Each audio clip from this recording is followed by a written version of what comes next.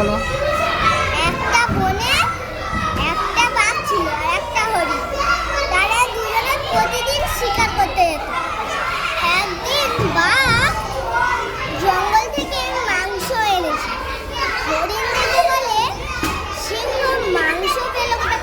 তারপরের দিন হরিণ সিংহর পিছন পিছন গিয়ে দেখলো সিংহ কোত্থেকে মাংস আনে। তারপরের দিন হরিণ সিংহ যে জায়গাটা গেছিল ওই জায়গাটায় গেল, গিয়ে দেখলো ওইখানটায় অনেক শক্তিশালী পশু পাখি। তারপরে ওইখানকার রাজা হাতি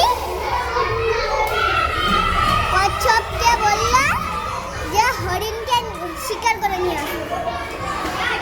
কচ্ছপ আস্তে আস্তে আস্তে আস্তে হেঁটে গিয়ে শিকার করে নিয়ে চলে আসে।